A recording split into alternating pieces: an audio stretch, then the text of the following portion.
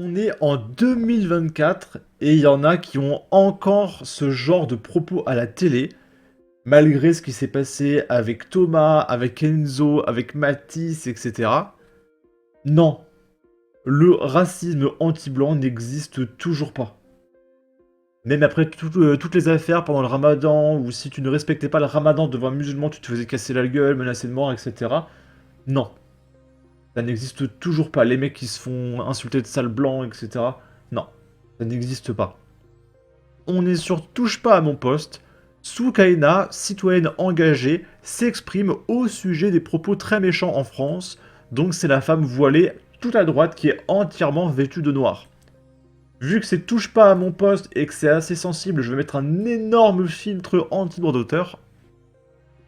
Oui, non, je voulais réagir sur le voile. Moi, ça me gêne pas du tout que vous le portiez. Je respecte tout à fait votre choix, évidemment, encore heureux. Mais je voudrais savoir que vous m'expliquiez pourquoi, à ce moment-là, dès qu'il y a une révolution dans un pays arabe, le premier geste des femmes, c'est de retirer leur voile. Donc, en quoi c'est quand même symbolique, quand même. Alors, je peux pas vous répondre, vu que je ne vis pas dans ces pays-là et que je suis française, justement. Et que moi, c'est pas les musulmans mon exemple, mais l'islam. Votre avis sur le monde arabe, quand même. J'ai mon avis sur le monde arabe. Pourquoi les femmes, dès qu'il y a une révolution, elles retirent leur voile? Alors, quelles femmes? Parce que, par exemple, au Maroc, c'est pas ce qui se passe.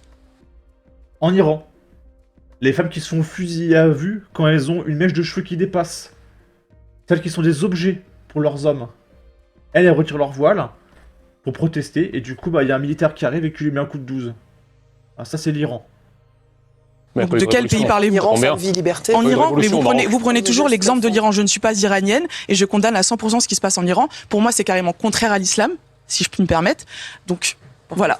Et pour en revenir à ce moment-là sur le racisme... C'est pas contraire à l'islam. En Iran, ils retirent leur voile, donc justement, ils vont à l'encontre de l'islam. Et c'est justement en punition d'aller à l'encontre de l'islam que les femmes se font fusiller à vue. Parce que dans l'islam, c'est interdit de retirer son voile, d'accord ? Vous voulez dire, il n'y a pas que les musulmans qui sont victimes de racisme. J'ai pas dit ça, on peut très bien être catholique, blanc, et se travailler dans un café, et être insulté, être voilà, on se fait cracher dessus, ça s'appelle... C'est pas quelque chose qui est propre, on le regrette évidemment, mais de tout bord. Le racisme est de tout bord et il est condamnable de tout bord. Ce qui est dommage dans vos propos, c'est que vous mettez au même niveau tout. Alors vous mettez au même niveau le racisme anti-blanc, qui n'existe pas selon moi. Ah bon, c'est ça qui est dommage. C'est mon avis. Qui n'existe pas. Donc en gros, selon elle, le racisme anti-musulman, selon elle, celle qui parle de racisme musulman, selon elle, c'est plus grave que le racisme anti-musulman, parce que les blancs, on s'en fout, c'est une sale race, donc c'est pas grave. Par contre, son peuple à elle, ça c'est super important. Alors, en fait, rien que par ses propos, c'est du racisme en soi, parce qu'elle hiérarchise les peuples. Même si les islamistes ne sont pas un peuple, hein, mais c'est ce qu'elle dit. Elle compare les islamistes et les blancs. Selon elle, c'est des peuples. Donc quand tu hiérarchises les peuples et qu'il y en a qui sont plus importants que d'autres, c'est du racisme. En fait. C'est mon avis. C'est mon avis. Non, il y a de la discrimination. Il y a de la discrimination envers les blancs.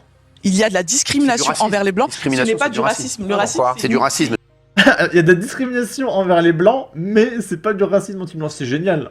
C'est absolument fantastique. Une idéologie qui a été créée par, justement, les blancs. Donc ça ne peut pas être... Le racisme est une idéologie créée par les blancs. Donc, le racisme anti-blanc ne peut pas exister. Alors c'est marrant parce que avant que son peuple arrive massivement en France, il n'y avait pas de problème. Donc il va falloir m'expliquer comment c'est possible que les blancs aient inventé le racisme.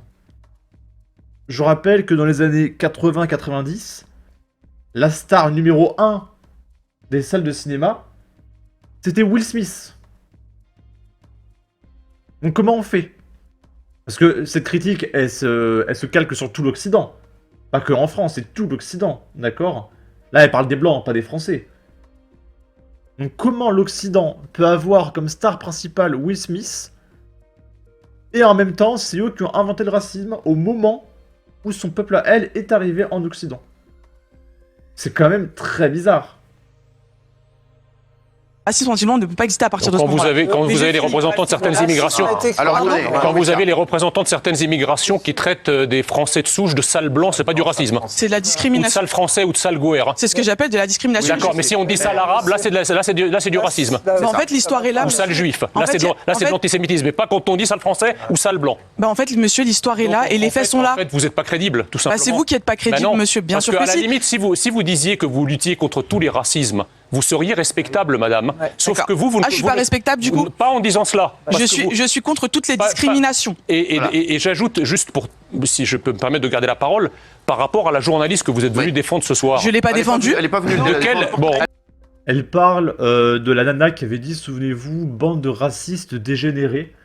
Je crois que ma vidéo sur elle va sortir après celle-là, malheureusement. Donc vous n'avez pas le contexte, mais peut-être que vous en avez entendu parler.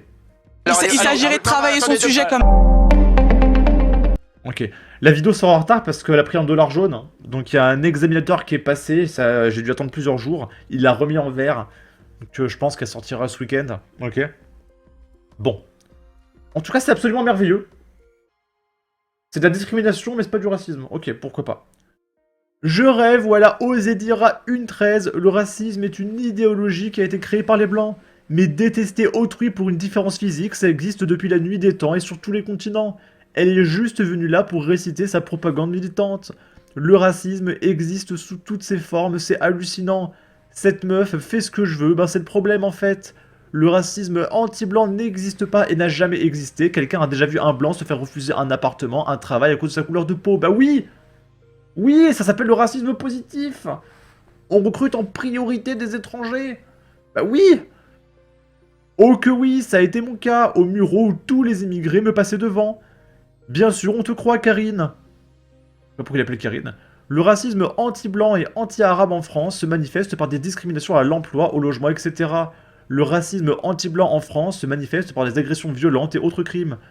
Mais vous êtes au courant que dans le monde du travail, si tu es un étranger, tu es prioritaire sur un Français. Parce qu'il y a des quotas à respecter et les entreprises sont taxées si elles n'ont pas un quota français immigré. Et donc la seule catégorie de personnes qui peut se voir refuser un emploi sur le critère de la couleur de peau, c'est le français blanc. D'accord ? Tu dis de la merde, les blancs se voient refuser des logements sociaux pour privilégier les immigrés. Et les droits aux allocs, appartements, puisque plusieurs enfants demandent aide en mairie. Le français normal est refusé, c'est pas du racisme anti-blanc. Et oui, pareil, les logements sociaux, ce sont les étrangers qui sont prioritaires. Un Français blanc en France n'a quasiment aucune chance d'avoir un logement social. Hein. Quasiment aucune chance. Et c'est d'ailleurs un des combats de Jordan Bardella, il veut à nouveau privilégier les Français. Je me suis déjà vu refuser un appart également, et pourtant je suis blanc. Par contre, il ne pouvait pas connaître ma religion, puisque c'est assez confidentiel, car cela relève de la sphère privée, pas comme vous qui l'étalez à tout bout de champ. C'est une réécriture idéologique de la définition du racisme, et même si tu veux croire en cette définition, la réponse est oui, car en comité d'attribution de logements sociaux et en entreprise, il y a la charte diversité. Oui aux bénéfices d'étrangers, mais pour le voir, il faut arrêter de vivre dans le déni et être honnête. Bref, en tout cas, n'hésitez pas à donner votre avis, votre opinion, à partager, liker, commenter, ça aidera au référencement de la vidéo sur YouTube. Abonnez-vous, suivez-moi sur Twitter et à la prochaine pour de futures vidéos. Ciao!